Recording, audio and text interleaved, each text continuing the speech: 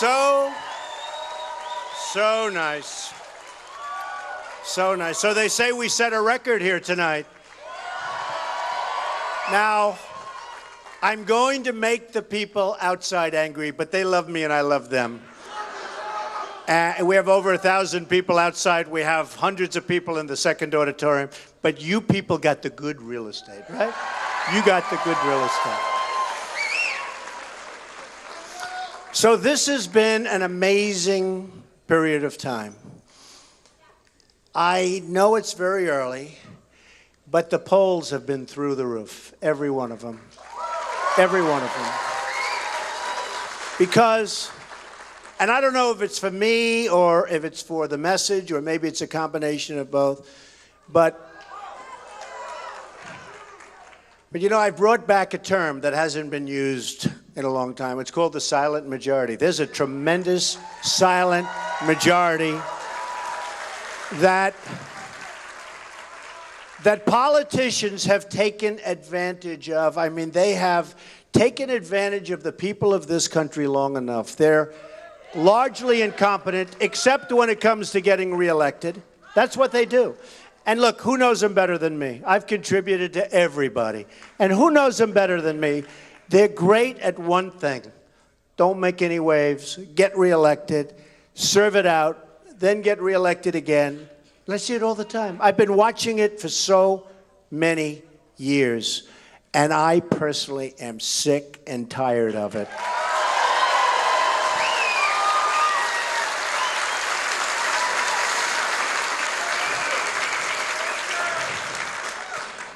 So backstage, I met some of the vets, the greatest people we have in this country. And they've been mistreated.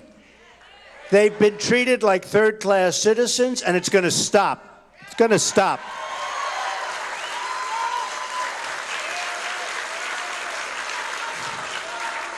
You look at these senators and the congressmen, they ride around, they're like kings. They think, great, oh, isn't it great? They come, they make speeches, nothing ever happens. So 2 weeks ago on Wednesday, they had the longest waits in reception rooms and reception areas in the history of the Veterans Administration. People waiting 3 days, 4 days, 5 days to see a doctor,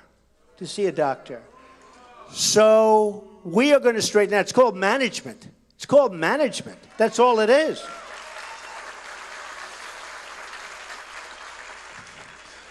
The military is going to be so strong in this country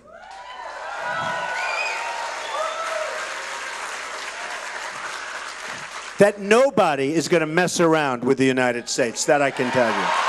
That I can tell you. Nobody.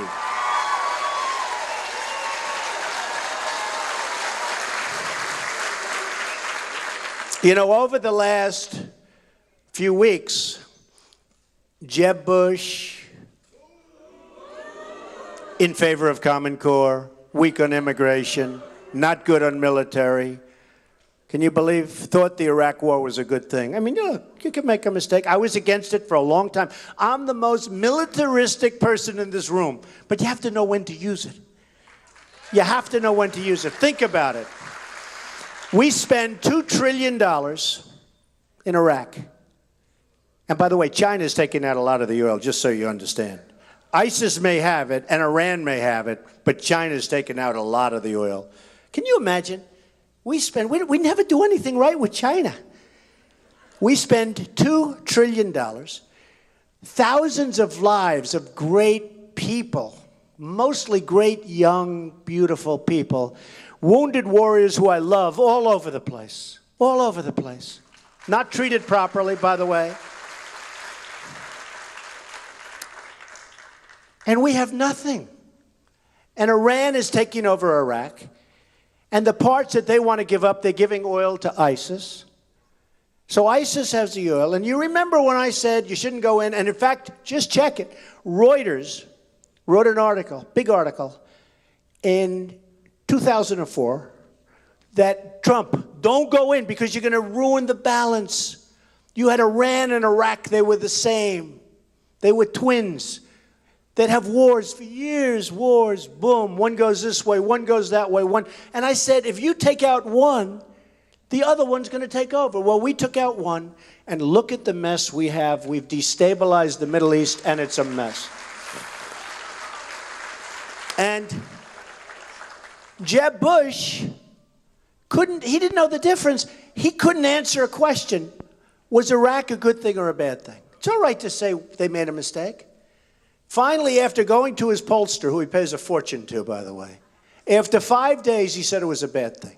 Okay, so let's accept that. That's okay.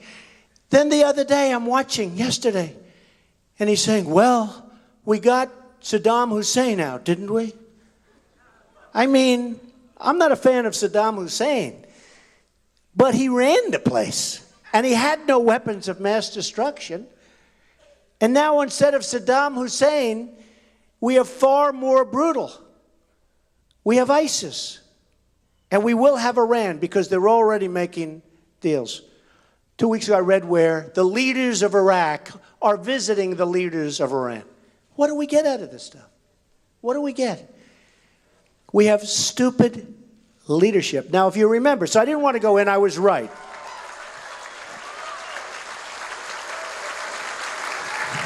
I didn't want to go in, I was right. But then we were in. And it was bad. And there were still bombings, but it was bad. But we're in. At some point, we have to go out, right? I mean, we can't stay there forever. We have to rebuild this country. We have to rebuild our country. You know, we have to. Our bridges are falling apart. Our roads are a mess. Our schools, our highways, everything. It's a mess. And who's better at infrastructure than Trump? Okay. Okay. So look, at some point we have to get out. They talked about the surge. The surge. Remember Bush's brother? He said, the war is over. We've taken over. You know, like the war. 2 days later was a disaster. Now, Obama said it with Yemen. He announced Yemen was a total victory. And then, like 3 months later, it was like a disaster. And we don't have Yemen. We don't have anything. We send over to our allies, if you call them that. They don't even know what they are. There is no word for them. Okay? Iraq isn't even a country. Iraq is a bunch of corrupt people that sort of string something together. It's not a country. But we send over to our allies 2,500 Humvees. So when I heard 2,500, I thought it was a typo in the New York Times. I said, they mean 25. They mean 2.5. They mean 250, maybe. That's a lot. So these are 2,500 Humvees, armor-plated all over. So when the bombs go off, you don't lose your legs, and you don't lose your life, and you don't lose your arms. Really great vehicles. One shot is fired, and these guys run away, and the enemy picks up 2,500. Now think of it. Think of it. So we need the right thinking. And I said, and some people said, what a terrible statement he made. Because when we had to leave, you had to leave. You know, you can talk about surging, but at some point we have to leave. We can't stay there forever. And if we'd loosen up some of these ridiculous rules, we have so much oil under our own feet. We don't need them anymore for those things because of new technologies. New technology. So we're going to leave, and I say, leave, but take the oil. Do you remember that? Did anyone ever hear that? Me say that? I'm saying it all the time. I've been saying it for years. Take the oil. And I watch these guys on television, political people. Many of them are with the administration, and I think they mean well, but they don't have a clue. They'd say, isn't that silly? Mr. Trump says, take the oil. Isn't it? Well, you know who has the oil now? Iran, ISIS. Everybody has it but us. We're the only ones without the oil. It's hard to believe. We need General Douglas MacArthur, I thought he was great. You know, to this day, the highest academic record, I'm big into school and academics, I love it. I went to the greatest school. You have to be really smart to get into that school, the Wharton School of Finance. But you got to be really smart. And that was before I was Trump, you know? That was before I was Trump. But you have to be really smart. That's like the hardest one. But, you know, even then, by the way. But General Douglas MacArthur, to this day, was the greatest student in the history of West Point. Plus, he had the look, he had the whole deal. He was a general. I don't see it now so much. I don't want to knock any of the generals, but I'll see some of these guys come on. Can we defeat ISIS? I don't think so. No, I don't want to use names, but, you know, he's sort of retiring, this guy. Then you have General George Patton.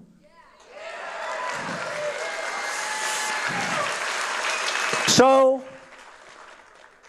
do you think General Patton, when President Obama, remember not so long ago, he said, we're going to attack a certain city.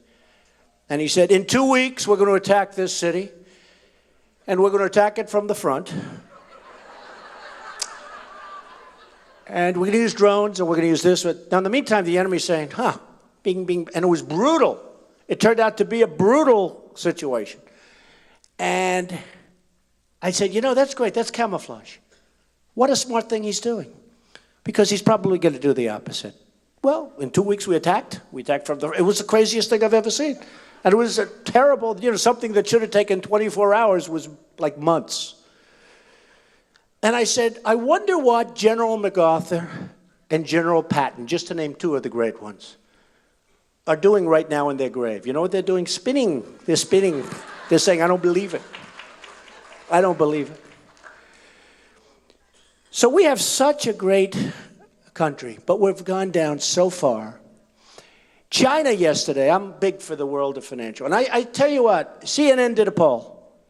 And I was through the roof on the economy. I was like really high. I have to be exactly accurate because otherwise they'll have a front page story that Donald Trump gave false. But I mean, I was many times number two.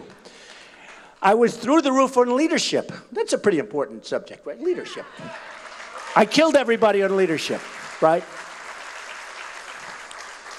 I did great on the military, and I actually think the military would be just as good as the economic for me personally. I think I'd be so good on the, would I be tough? Oh, these poor people. I would be creating things that nobody would be playing with us. Nobody. Nobody.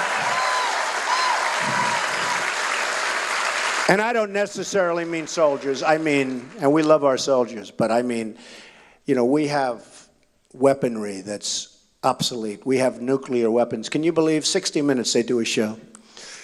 And the whole show was how bad a condition our nuclear weapons are in. Did anybody see that show? I said, can you, right? I said, even if it's true, can you believe we're putting this for the world to see, for Putin to see? By the way, 2 weeks after that show, Putin said, they better not mess with us. We have nuclear weapons. Can you imagine? Putin said, from Russia. And the reason they did that is the president wanted the press to see how weak our nuclear capability. Remember the telephones? They don't work. They were 40 years old and they have wires. And the wires were rotting. And in order to work the telephones where our silos are, and the silos were all rusty and rotting, and the kids there, nice kids, they said, we don't know if it works. Oh, great. Oh. And they're screaming over the phone because the wires are so damaged and so old. And this is our nuclear. Now, assuming that's true, which it is, who the hell would show that to the enemy? And the reason he did is because he wants some funding to get them fixed up. Oh, that's great. So we have to get smart people, tough people, cunning people. China. You probably read, some of you aren't into this, but basically yesterday they did the largest devaluation in the history of China. Now they think the history, but they actually say only in the last 2 decades. Oh, okay, now I feel much better. Some people said in history, but they actually brought it down to 2 decades. In other words, 20 years. Okay. What that means is you hear that sucking sound. You know what the sucking sound is? That means jobs. That means money. That means all of this coming out. They did a number on us. And I said when they did the last one, which wasn't long ago, like 6-7 months ago, but it was a much more modest evaluation, I said, I can't believe that Obama is allowing this to happen. And we have all the cards. I just told the press, it's the greatest theft in the history of the United States, what China has done to us. We have rebuilt China. Our money has rebuilt China.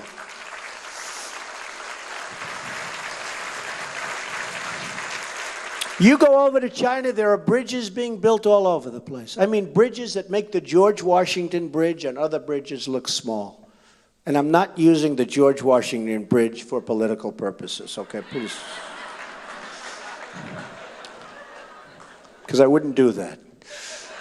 But it makes like the George Washington, like small time. They're building massive bridges, massive highways, massive roads. I went over, I was in Dubai, great place. They have an airport. It's like magic. It's the most incredible thing you've ever seen. You go to Qatar, you go to places in China, many cities in China. You go to all these places. And then we go home and we land at LaGuardia. Or we land at Kennedy, where they have hangars that are falling down. They're rotting and rusting. And they have potholes in the runways. No, it's such a shock. You know, we don't realize it. You know, we go to Kennedy, we go to Florida, we go whatever. And we don't, you know, after a while you get used to things, you know what I mean? Like when your house gets dirty or when it needs a paint job, you say it looks okay, right? But these airlines are so bad, thank you. These airlines, it's so sad. It's so sad. Then you look at the age of our infrastructure. You look at all of the different things, even the airlines, the airplanes. I was asked by, because they're actually a tenant of mine, Qatar, which they call Qatar. I've always said Qatar. They've asked me what I call it Qatar, but I say people in this country, they like Qatar better, right? Don't we like Qatar? They say Qatar, but I like Qatar. I mean, they're very nice people. And they asked me to go to a dinner. And I said, I can't. And they said, we'll pay you a lot of money. Now, as rich as I am, I mean, it was a lot of money to have a dinner. Like, you know, like a tremendous amount of money. So I said, I'll go. It's true. No. You have to understand, you can be really rich, but if you're going to get hundreds of thousands of dollars to have a dinner 2 blocks from your house and you don't do it, it's time to retire. Do we agree? Do we agree? So anyway, so I went, and it was so amazing. And I said to the head man of the airline, what is the average age of your planes? And he said about a year and a half. And then they showed charts where the average age of like some of our airlines, 32 years, 15 years, 28 years, and you see it. And then I said, how do you finance your planes? And he looked at me like, finance? We don't finance, we pay cash. Saudi Arabia, and it was very impressive. I mean, I was impressed, it wasn't a question. And then when I went to Qatar, I went into an airline terminal that was the most beautiful terminal I have ever seen, ever. Most magnificent. They had lounges, they had spas. They had spas. Before you get on the plane, you can get a massage. I'm not into that, though. I've never been. I don't like people touching me. It's true. It's true. It's true, actually. But they have these magnificent spas, everything. And I said to the head man who was taking me for a tour, I said, this is the most beautiful airline terminal I've ever seen. It was massive. He goes, no, Donald. This is temporary. Our new one is being built over there. And he pointed, and there must have been 40 cranes, the longest, most beautiful thing you've ever seen. This was a teardown. And I said, we're doing it wrong. Saudi Arabia, and I have great relationships with Saudi Arabia, as I do with Mexico, as I do with everybody. You know, they all buy apartments from me. They pay millions and millions of dollars. Am I supposed to dislike them? I love them. China. I sell apartments for 50 million, 30 million, 25 million, 18 million. Some of the cheap ones like 10 million. Okay, those are the cheap ones. I don't even bother to sign those contracts. But I get it from Saudi Arabia. I get it from Japan. I get it from everybody. I love these people. The problem is Mexico. I love the Mexican people. They have tremendous spirit. Tremendous spirit. You know, when I opened, as Rush Limbaugh said, who's a great guy, Trump has taken more incoming than any human being I've ever seen. And it was only because the press totally changed my statement. They'd use a half a sentence. They'd use a sentence from behind. It turned out I was right, because I was talking about illegal immigration. And it turned out that I was right with all of the problems that are happening. But when you look at Saudi Arabia, when you look at Mexico, by the way, Mexico is becoming the new China. They are taking our, but did you know that Nabisco, did you see it yesterday? Nabisco is closing a factory in Chicago, and they're moving to Mexico, this big factory, and taking many jobs. I think about 1,200 jobs going to be lost in Chicago. No more Oreos. They make Oreos, don't they, right? No more Oreos. I don't like Oreos anymore. But no, they announced, and they're doing other things, and they're moving. Mexico, and it's great. I mean, look, Mexico, if you can get away with it, it's great. I have such respect for the leaders of Mexico and their negotiators. So I don't dislike them. The biggest bank in the world is a tenant in my building, one of my buildings. It's an incredible bank. It's the largest bank. Citibank is like a tiny subsidiary compared to this one in size. And I never have to worry about the rent, right? But, so I love these people. Apartments. With Mexico, I've hired, as an example, thousands over the years, thousands of people have worked for me from Mexico and from lots of other places. They're incredible people. But the problem is their leaders are smarter and sharper and more cunning than our leaders. They're much more cunning. The word cunning is very important because it's like sort of streety. You know, they know what's going on. And they are ripping us left and right, all of these countries. Frankly, I mean, I could mention 100. We don't make good deals anymore. So one of our great deal makers, you probably heard of him, Carl Icahn, right? Good, smart guy, right? So I had dinner with him the other night. I said, Carl, if I do this, and I'm really doing well. I mean, you know, hey, are we leading in every poll? Every single poll.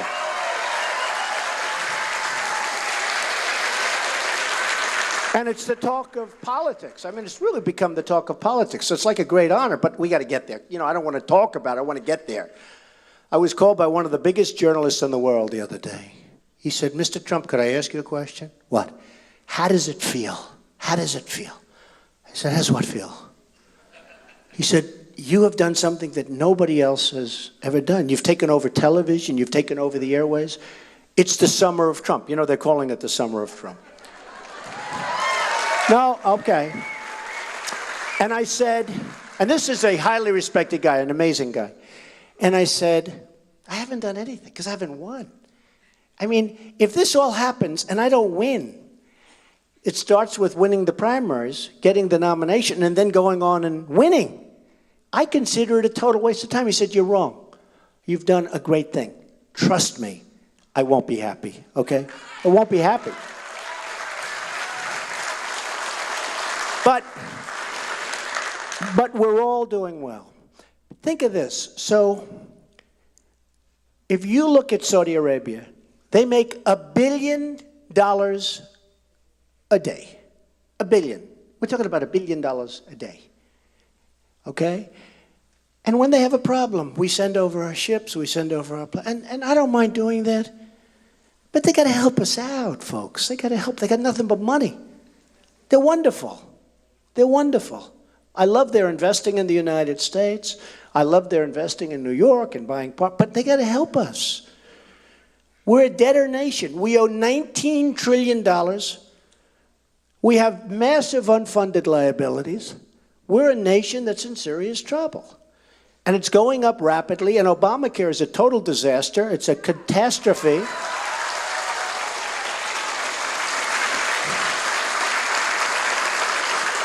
It's got to be repealed and replaced. It's got to be. First of all, your premiums, I don't even have to see it. Your premiums have gone way up. Your deductibles are through the roof, unless you're hit by a tractor, right? It's true.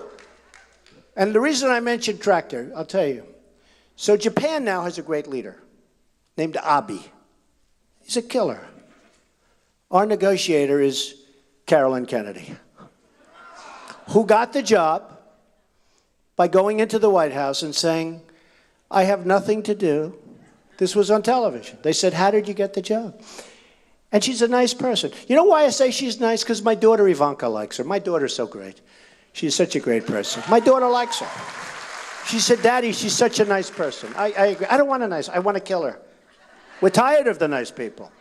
Somebody said it to me, Mr. Trump, I don't know, a woman who's a fan of mine, she said, I don't know if you have the personality to get elected because you're not a nice person. I said, actually, I am a nice person. I love helping people.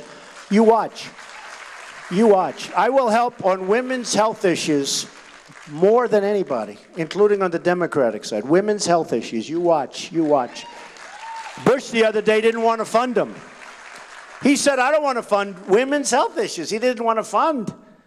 That's worse than Romney's 47%, which probably cost him the election, along with other things, like he forgot to campaign for about 3 weeks at the end, okay?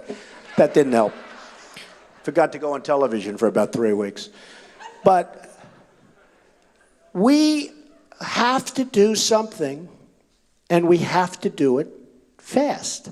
And if we don't do it fast, we're not going to have a country. Now, speaking of that, you know, it's funny, I got a great review on a speech the other night. They say his only problem is he speaks through his applause. You know why? I don't have time to wait for the applause. I want to just do it. It's true. The guy gave me like this great review. He said, he's a great speaker. He does beautifully. He's, you know, he's not scripted, which is good. Supposing I was reading all the stuff, you know, with the teleprompters. I actually said, if you're running for president, you should not be allowed to use a teleprompter. No, it's true. It's true. It's so easy. No. You walk up. Here, you walk. Ladies and gentlemen, hello. No. You shouldn't be allowed. Because you don't know what you're going to get. Look what happened with Obama. He's a teleprompter guy. No, it's true. But, you're better right. You don't want a scripted president. And you don't want a politically correct president because it takes too much long. Takes too much time.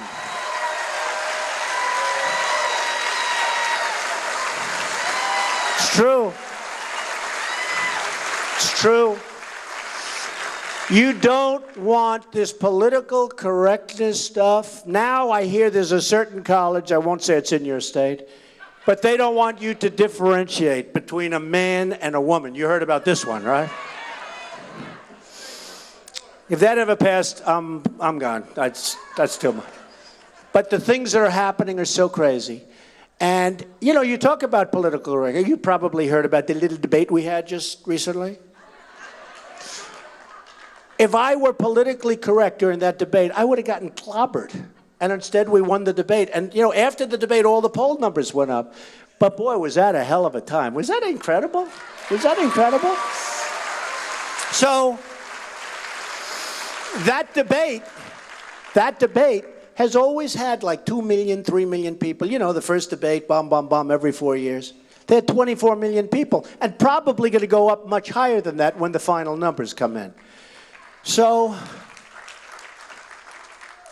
do you think they were there for Jeb Bush or Rand Paul?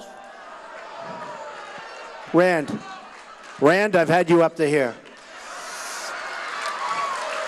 It's funny, though, because Rand Paul, sit down, I'll ask you a question. Go ahead, sit down. The guy wants to ask a question. Well, that's okay. He's a good guy. I've seen his face before. He's been at every rally. I mean, what am I going to do? Not take his question? I'll take your question in a minute. One sec. No, wait.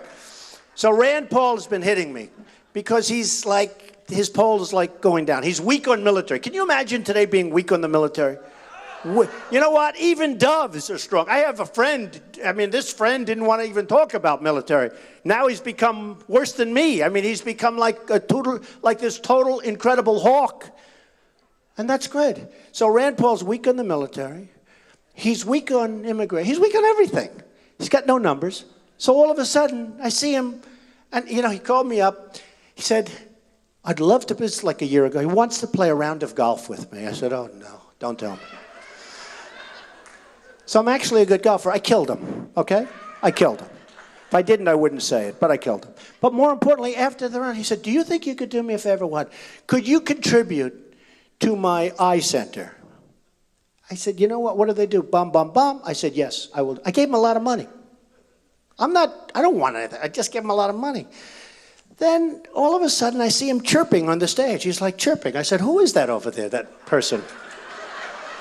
Who is he? Fshing, fshing. And now he's going around, saying like bad things, whatever, And the beauty is this. Nobody ever attacked me like Senator Lindsey Graham. I mean, what he said. And he went from 1% to nothing. It's true. Nobody ever attacked me, nobody, like Perry of Texas, who, by the way, did a lousy job at the border. I mean, he's talking about the border. The guy was governor, and he keeps talking about the border. I say, you were governor of Texas. Why didn't you fix it? The new governor is doing much better than him. But we won't say that, okay? Because he's actually a nice man. And he didn't like it when I said, you have to pass an IQ test to come up on the stage. He said, no. He said to me, Donald Trump is keeping a senator, by the way, a failed senator, off the stage. I said, wait a minute. Went to the best schools, great student, went out, made a fortune, did The Apprentice, one of the most successful shows on television ever. NBC renewed it. I said, I'm not doing it. NBC comes up, renewed it. The biggest people in NBC came to my office 4 months ago. Please do it, please, please. I said, I'm not doing it. I'm going to make this country great again. I'm going to run for president. We're going to make the country great. I wrote many bestsellers, including Trump, The Art of the Deal, which was about the #1 selling business book of all time. There, he's got it. I said the other night, my second favorite book. Did you know what I said is my first favorite book? The Bible. That's true. It's the same thing. And I didn't ask him to stand up. Actually, I got my biggest hand the other night when I said that. I said my favorite book is the Bible. My second favorite book is The Art of the Deal. And it's not even close. The Bible's much. It's not even close. But anyway, so these people, they went down. So now I have a new guy coming. It's Rand Paul. And that's okay. And actually, Carly was a little nasty to me. Be careful, Carly. Be careful. But I can't say anything to her because she's a woman, and I don't want to be accused of being tough on women. I can't do that, right? Can I do that? Women, am I allowed to fight back? Huh? Am I allowed? She's been a little nasty to me. So I promised that I wouldn't say, and I said it to myself, I promised I wouldn't say that she ran Hewlett-Packard into the ground. I said I will not say it. That her stock value tanked, that she laid off tens of thousands of people, and she got viciously fired. I said I will not say that. And that she then went out and ran against Barbara Boxer for the United States Senate in California, and it's a race that should have been won, and she lost in a landslide. And I said, I will not say that, okay? All right? So I'm not going to say it. So our country has tremendous potential. We have to take back our jobs from China and all of the other people. We have to renegotiate our trade deals by getting people like Carl Icahn and Henry Kravis and our great deal makers. We have the greatest deal makers in the world. Like Carl is very busy. I called him. He said, you're doing great. You're doing great. Tough guy. You're doing great. Every poll, you're doing amazing. I said, Carl, do me a favor. Just relax. I want to do this. If I win, you take China. I'll get somebody else to take this one. We will have our best. And these people, Carl's, I think he's a nice guy. But some of them are not nice. Some are horrible human beings, okay? But they're the greatest in the world. Do we want nice people, or do we want these horrible human beings negotiating for us? Horrible. I want horrible. I want the horrible ones. We will make great trade deals. We will save Social Security without cuts. We will come up with health care plans that will be phenomenal. Phenomenal. That will be less expensive. We have to get rid of the little artificial circles. I call them the insurance company circles. You know what I mean. You're in the business. We have to get rid of the artificial circles wrapping around the states, all paid for by your local insurance companies because they have monopolies. I have a huge company, and if I'm in New York, I get like no bids. I get one bid, okay? I go to New Jersey, where I have a lot of stuff. I go to California, where I have a lot of stuff. I go to Florida. There's no bids because they have a monopoly in their little states. So they'd rather have a monopoly than be able to negotiate all over the country. In other words, they'd rather have New York sewed up than have competition where they have to actually go and work for their money. That's over. That's over. That's over. And you'll have phenomenal plans. You'll have them for much less money. The insurance companies will not be happy, but see, they don't give me money. They give to Jeb, and they give to Hillary, and they give to everybody. I don't want their money. I was called today by the biggest lobbyist, and who I've used. He's great. Can do anything. He said, Donald, I'd love to make a major contribution to your campaign. I said, I don't want your money.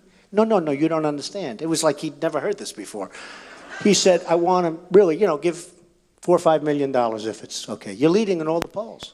They have to protect, if Trump wins, they got to protect themselves, right? I said, you're a friend of mine, you're a good guy, I don't want your money. Because what he's going to do is, if I win, and when one of his companies has a problem, I'm going to do what's right for the people of the country.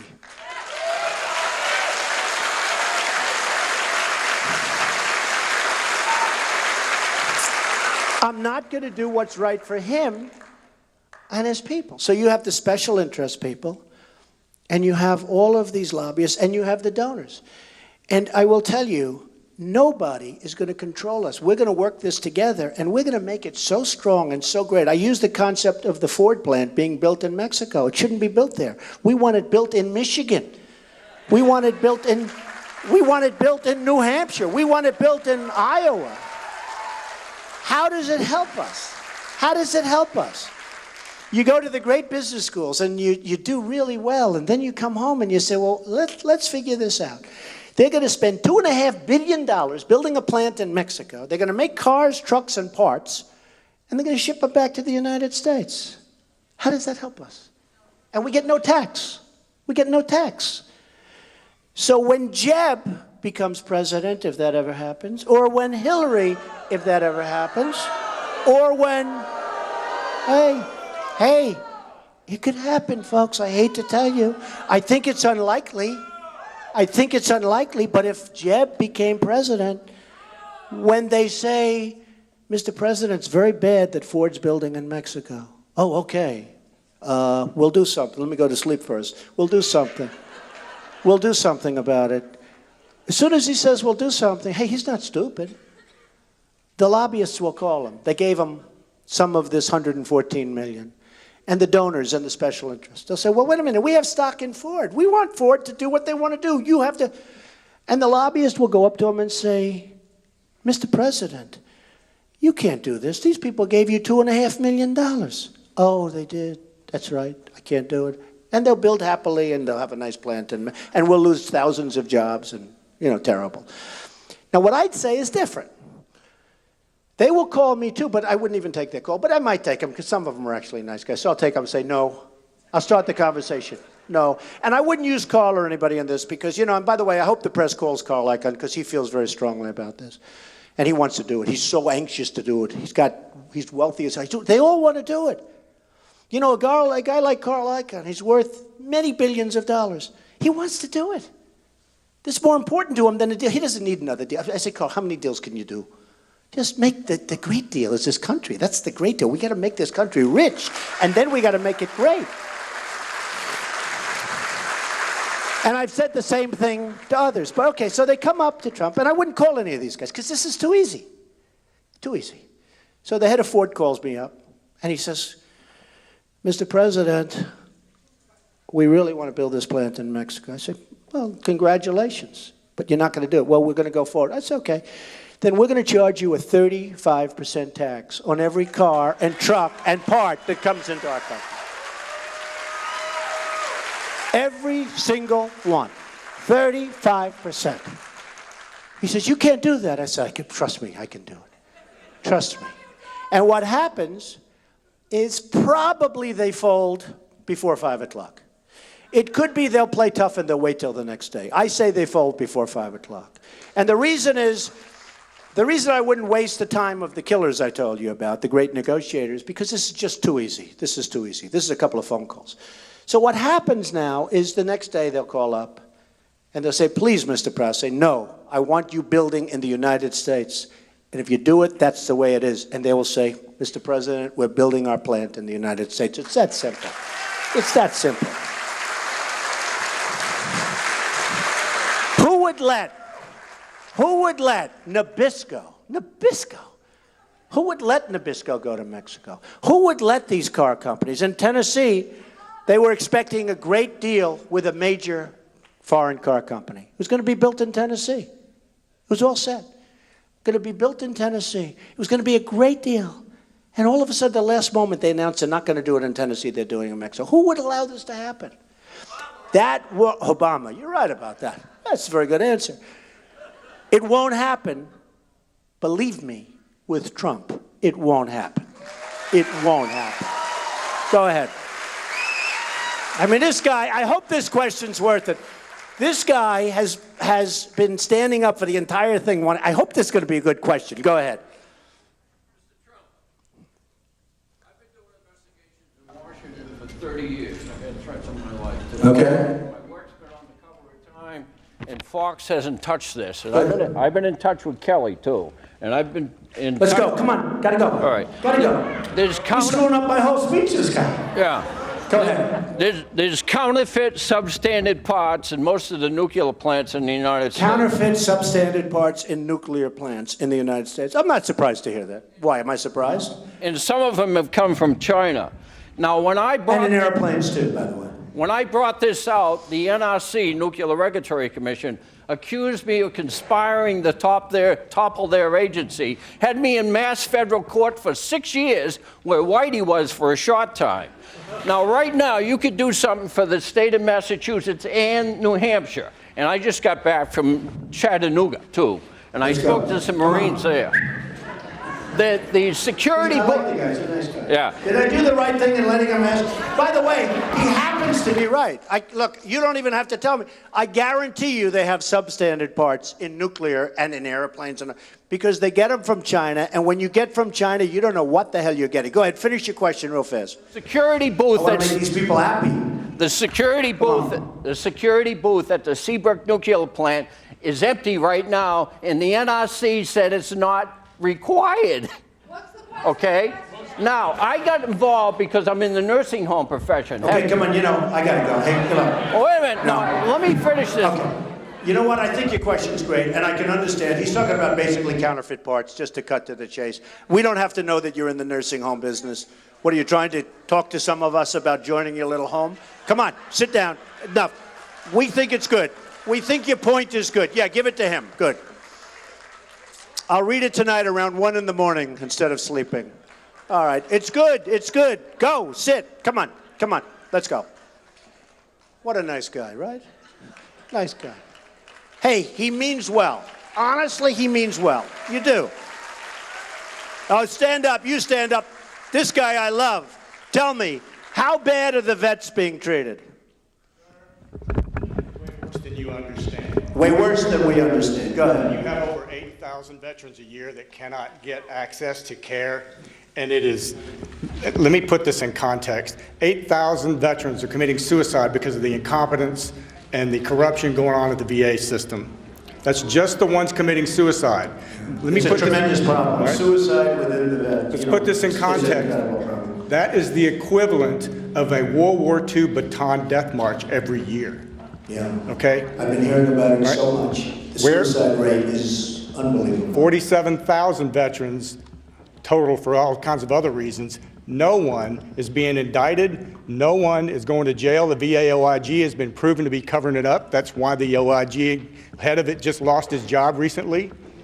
When you are president, can I have your word that you will bring in the FBI and start investigating this VA because I would we do that. need to It clean can't this be. up? I would do that.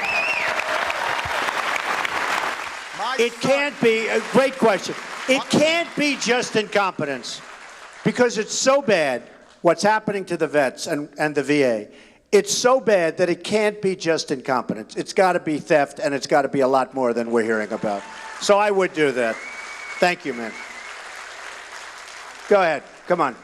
I have to fight for this because my son is an active duty gunnery sergeant in the United States Marine Corps, and I will not let him walk into this nightmare like I did. Okay. I love it. I love it. Thank you.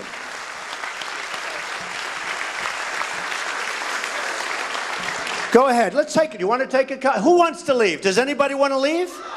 No. I have all night. Let's take a couple of questions. Go ahead. Go ahead. You've got that fire move down. Do you think you can fire some of these federal employees at the VA? Well, you have to. Well, not only the VA. How about the EPA? How about the EPA? Okay. How about our Common Core folks in Washington? How about Common Core in Washington? You think you could get rid of a few there? You're right. Right. Good question. Yes, sir. Go ahead. Young guy here. Go ahead. I'm a NASA Space Technology Research Fellow at the Massachusetts Institute of Technology. You know, my uncle was a professor at MIT, so that's good. So I'm in a joint program, MIT and Harvard Medical School, and I'm actually a graduate of Winnicott Pretty High School. smart guy, huh? Good. Go ahead. When you announced that you were going to run for president, you said that America needs victories again. Right. We have no victories. Do we have victories? You know, when do we beat somebody in trade? And we don't beat anybody. So in my industry, the biggest We're going to have so many victories. We're going to have so many victories, they're going to be pouring out of your Harvard-educated ears. You watch. Go ahead. So in my industry, one of our biggest victories was putting a man on the moon. Yeah. What do you think about putting humans on Mars? Honestly, I think it's wonderful. I want to rebuild our infrastructure first, okay? I think it's wonderful. Go ahead. Yeah? Go ahead. Wait for that mic. Go ahead. Come on. Let's get with it here. All right, just shout. Go ahead. Go ahead. My name is Brenda Bouchard. I live in Madbury. I've been a caregiver for nearly 10 years. My husband has younger onset Alzheimer's disease. My mother's almost 89, lives with me. She has Alzheimer's disease. I'm one of 65,000 Alzheimer's caregivers here in the state of New Hampshire. Yeah, Alzheimer's. Tough. And Alzheimer's receives $600 million from NIH, while we're spending $153 billion in Medicare and Medicaid to prevent with Alzheimer's. So my question to you is, what will you do to ensure that this devastating disease is a top priority as well? It's a total top priority for me. I have so many friends whose family is devastated by Alzheimer's. So believe me, it's a total priority. That's something that we should be working on, and we can get an answer. There are some answers. They've made less progress than we had hoped, as you know, but there are some answers. Yes, ma'am. Yes.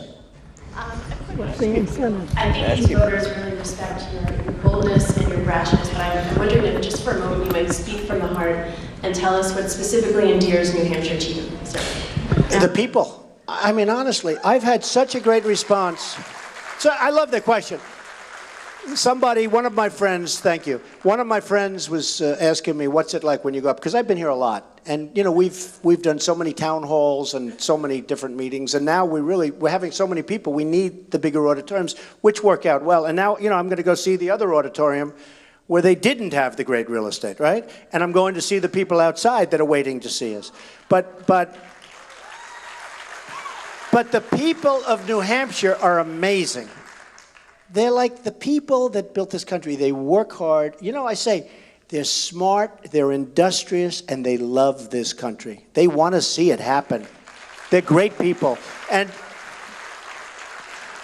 I was so honored, you know, because recently everybody said that Walker would win Iowa, right? And Bush, who's, you know, falling like a stone, because he's sort of like, you know, I don't know, Kenny Bunkport, tell me, is that really so here? It's not, that's from a different planet, right? I don't get it. But they said, Bush, well, he's being down big. And Walker, you have to remember, Walker grew up a little bit in Iowa, became the governor of the adjoining state. But what people don't know is they have tremendous, massive deficits. They have very, very poor employment, new jobs. They have a lot of dissension, a lot of problems in Wisconsin, which is a state I love, but they have a lot of problems. And with their education, they're having a lot of problems. And with their debt, they're putting tremendous amounts of debt. So it was sort of funny. I was very nice to Walker. He came up to my room. I gave him money for his campaign. I give to everybody. Anybody who wants to run, I give a lot of money to people, right? So I gave him money. He came up to see me about 6 months ago. He gave me a plaque. He gave me a plaque. You need some money? Here. But he gave me a plaque, and it was very nice. And then I was very nice to him, because I can't be mean to somebody that doesn't, like, you know, there are a couple of guys running that have been so nice to me, and I cannot say bad about it. I want to. And then one of his underlings said something sort of nasty about me. I said, oh, finally I can talk about Wisconsin. It was so good. And he plunged in Iowa, and I'm leading Iowa big. And we're leading, right? And we're leading New Hampshire big. And you know, we're leading Nevada big. And what I loved about Nevada, they did a second part of the poll. And the second part of the poll, you saw it. It came out last week. Everybody was really shocked. I wasn't, because I'm going to bring jobs back into this country. I'm leading all candidates in the Hispanic vote. Everybody was surprised. I said, why are you surprised? I employ thousands and thousands of Hispanics. They're amazing people. But people were surprised to see that. So I'm leading. North Carolina, we're leading by massive numbers. South Carolina, we're leading by massive numbers. We're leading everywhere. In a poll came out 32% nationwide. Another one, 24%, Fox. CNN came out, it was a massive poll. We're leading because people are tired of what's happening to our country. They're tired of being ripped off by everybody in the world. They're tired of it. You know, the American dream, we talk about it. And I use the expression a lot, the American dream. And we have, look at all those cameras blazing back there. This is live all over the place, on Fox, on CNN's live. I get up to make a speech, and I speak from the heart. I really do. I don't have, look, there's nothing. I speak from the heart. But a big portion, not all of it, but a big portion of the media, the political media in particular, is so dishonest. They're really dishonest people. And you probably heard me say, I like to say, the American dream is dead, but I'm going to make it bigger and better and stronger than ever before, okay? I say it all the time. The American dream is dead, but I'm going to make it bigger, better, stronger than ever before. Okay, so I say it all the time. So I go home a month ago, and my wife saw me speaking on television. And she said, darling, that was such a horrible thing you said. It was so nasty. I said, what did I say? You said the American dream is dead. I said, no. I said it's dead, but we're going to make it great, right? So I turn on television, TiVo. I turn on television, and I see it. And it says, the American dream is dead. Boom, period. I said, that's terrible. No, it's so dishonest. But the fact is, a lot of people think it is dead. And it's got a lot of problems. There's no question about it. But we are going to make our country great again. We are going to do things with our country that are going to be so good and so smart and so spectacular. And we are going to be respected by the world again and not laughed at like we're all a bunch of stupid people being led by incompetent politicians. It's not going to go on any longer. We're not going to take it any longer. We're going to make America great again. Thank you, and I love you people.